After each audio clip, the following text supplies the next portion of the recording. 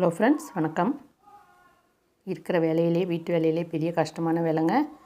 என்ன சமைக்கிறதுன்னு யோசிக்கிறதும் இந்த கழுவின பாத்திரங்களை எடுத்து அதாவது இடத்துல அடுக்கிறதும் தான் பெரிய கஷ்டம். அதுக்கப்புறம் ஃப்ரிட்ஜிலேருந்து அந்த காய்கறியெல்லாம் எடுத்து நம்ம அதை பார்த்து எது முன்ன வீணாக போகும், எதை என்றைக்கு செய்யணுன்னு பிளான் பண்ணி செய்கிறது தாங்க பெரிய சாகசமாக இருக்குது. நான் இன்றைக்கி எழுந்து பாத்திரத்தை தான் அடுக்கிட்டு இருக்கிறேன். இது ஒரு ஈவினிங் எடுத்த விலாகு. ரொம்ப நாளாக தேங்காய் பருப்பி செய்யணுன்னு சொல்லிக்கிட்டே இருந்தோம். ஆனால் இதை திருவுறத்துக்கு அலுப்புப்பட்டுட்டே செய்யாமல் இருந்தேன். இன்றைக்கி எப்படியோ ரொம்ப துணிஞ்சு பத்தையாக எடுத்து மிக்சியிலே போட்டு அடிச்சிட்டேன். இதில் கருப்பு இருந்தால் என்ன, வெள்ளை இருந்தால் என்னான்னு. அதுக்கப்புறம் நம்ம எவ்வளவு எடுக்கிறோமோ அதில் பாதி அளவு ரவா எடுத்து, எந்த அளவு எடுக்கிறோமோ அது பாதி அளவு ரவா எடுத்து அதையும் வறுத்துக்கிட்டு மிக்சியில் போட்டு ஒரு 2 ஓட்டிட்டோன்னா சாப்பிட்றப்ப ரொம்ப ரவாவாக வராமல் இருக்கும். அதுக்கு பாகு வச்சுக்கிட்டோம். பாகு ஒரு கம்பி பதம்னு சொல்லுவாங்க. நீங்கள் கொஞ்சம் திக்காக குழன்னு ஆனோடனே அதை நம்ம கையால் தொட்டு பார்த்தா அது ஒரு கம்பி தான் இருக்கும். அதனால் ரொம்ப இதுக்கு நம்ம பாகு பதம்லாம் முக்கியம் கிடையாது. மிக்சியில் போட்டு ரவாவையும் அடித்து அந்த தேங்காவையும் சேர்த்து அந்த திக்காக வந்த வெள்ளை பாகோட நல்லா மிக்ஸ் பண்ணி கலந்து ஒரு தட்டில் நெய் தடவி அதில் ஊற்றி ஒரு 1/2 hour 1 hour கழித்து ஆனால் நம்ம கொஞ்சம் கதப்பாக சூடு இருக்கிறப்பே அதை நம்ம வெள்ளையாக அறுத்து வச்சுக்கணும். அப்புறமா நம்ம எடுத்தோன்னா கரெக்டாக வந்துடும்.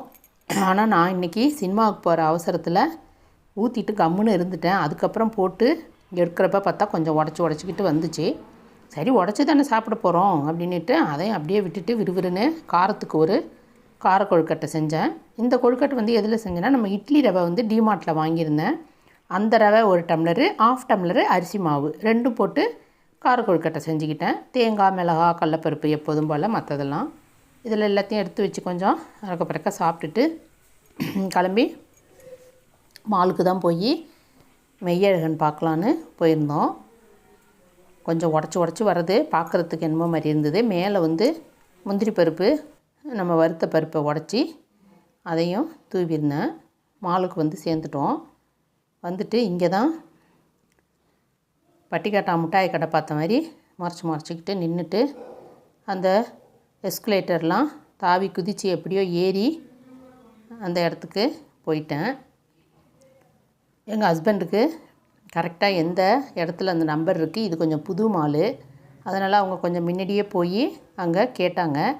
அவங்க இப்படியே ஸ்ட்ரைட்டாக போய் லெஃப்ட்டில் திரும்பிங்கன்னா அங்கே தான் பிவிஆர் இருக்குதுன்னு சொன்னோன்னே நாங்கள் இப்போ தான் இந்த மாலுக்கு முதல்ல வந்தோம். சரின்னா அங்கே போயிட்டு வெயிட் பண்ணிகிட்டு இருந்தால் படம் போடுறாங்க, திறந்தே விட மாட்டுறாங்க, க்ளீனிங்னு சொல்லிகிட்டே இருந்தாங்க. சரி, அப்படியே போய் சுற்றிட்டு வருவோன்ட்டு எங்கிட்டும் அங்கிட்டும் போயிட்டு அப்படியே எல்லாத்தையும் அதையும் வெறிக்க பார்த்தேன். எந்த கடவுள்லையும் நம்ப போக மாட்டோமே, நம்ம எதுக்கு அதெல்லாம் உள்ளே போய் பார்த்தா நம்ம என்னமோ திருட வந்தவங்க மாதிரி நம்ம பின்னாடியே ஒரு ஆள் வரும்.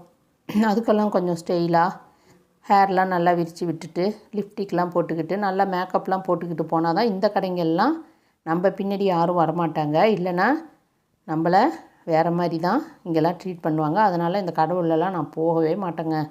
அப்படியே சும்மா சுற்றி பார்த்துட்டு வந்துட்டேன். அதுக்கப்புறம் படம் பார்த்துட்டு வீட்டுக்கும் வந்துட்டேன். பேட்டாவில் செருப்பு வாங்கலாமான்னாங்க.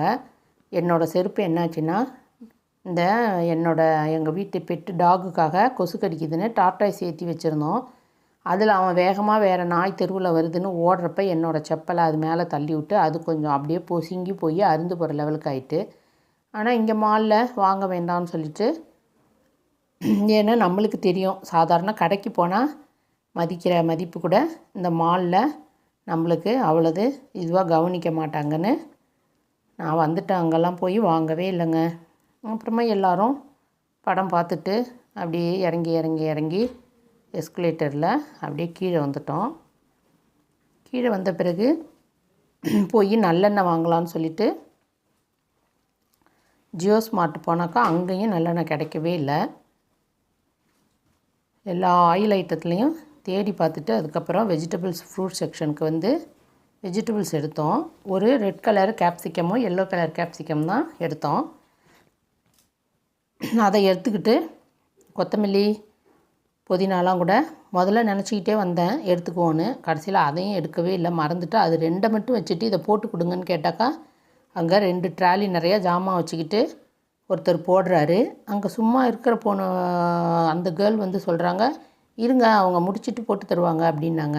அப்பா அம்மா நீனே இதெல்லாம் வச்சிங்கப்பான்னு சொல்லிவிட்டு அங்கேயே அதெல்லாம் வச்சுட்டு, இதுக்கு என்ன கிடைக்காத பொருள், நம்ம ஏரியாவிலே பார்த்து வாங்கிக்கலாம்னு சொல்லிவிட்டு வந்துட்டோங்க. அவகடா எடுக்கலாமான்னு பார்த்தேன், எதுவுமே கடைசியில் எடுக்கலை. எடுத்திருந்தாலும் அவங்க பில்லு போடுற நேரம் அங்கே நிற்க முடியாதுன்னு சொல்லிவிட்டு ரொம்ப பசி வந்துடுச்சு. ஏன்னா நான் போகிறப்ப வெறும் கொழுக்கட்டை மட்டும்தான் சாப்பிட்டேன், இந்த ஸ்வீட்லாம் சாப்பிட மாட்டேன். அதுவும் வேக வேகம்னு ஏதோ 2 போட்டுட்டு ஓடினதில் பசிச்சிச்சு. படம் லேட்டாக முடிஞ்சிச்சு. அதோட வீட்டுக்கு வர வழியிலே அங்கே ஒரு கடையில் போய் ஸ்நாக்ஸ் சாப்பிட்லான்னு நம்ம வீட்டில் வந்து சாப்பிட்டுட்டு வந்துட்டோம். ஏகப்பட்ட எண்ணெய் ஆனால் அதில்